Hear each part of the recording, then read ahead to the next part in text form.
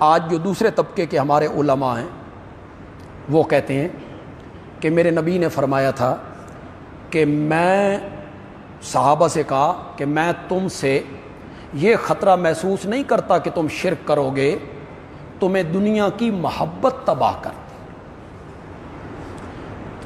انہوں نے اسے عام کر دیا، وہ جی نبی پاک نے کہا ہے میری امت شرک نہیں کرتی، امت مشرک ہو ہی نہیں سکتی، میرے نبی نے جو کہہ دیا ہے شرک نہیں ہو سکتا۔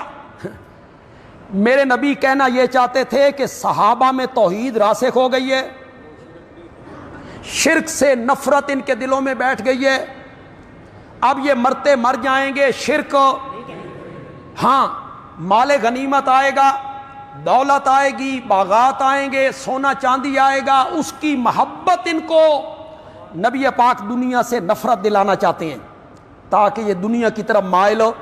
اتنی سی بات، اس کو بنیاد بنا کے یہ کہنا میرے نبی نے کہا یہ امت شرک نہیں کر سکتی۔ میں ایک حدیث بیان کرنے لگا ہوں، دل کی تختی پر اس حدیث کو لکھ لیجئے۔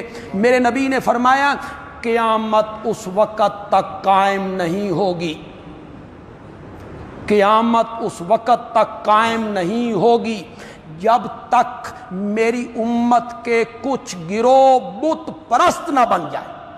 چلو جی، آپ کیسے کہتے ہیں کہ میرے نبی نے کہا میری امت شرک نہیں کرے گی؟ آپ نے تو پیشن گوئی کی ہے کہ بت پرستی کریں گے، قیامت اس وقت تک قائم نہیں ہوگی جب تک میری امت کا کچھ گروہ بت پرستی کی طرف مائل نہیں ہو جاتے۔ یہ بزرگوں کی تصویروں کے سامنے ہاتھ باندھنا، یوں دعائیں مانگنا، ان تصویروں کی تعظیم کرنا، یہ بت پرستی نہیں ہے؟ کس کا نام ہے بت پرستی؟ یہ اپنے گھروں میں کیلنڈر لگانا کہ ادھر سمندر ہے، ادھر کشتی ہے، ادھر مائی ہے، ادھر بابا بیٹھا ہوا ہے، یہ کشتیاں پار لگاتا ہے، تو یہ کیا ہے؟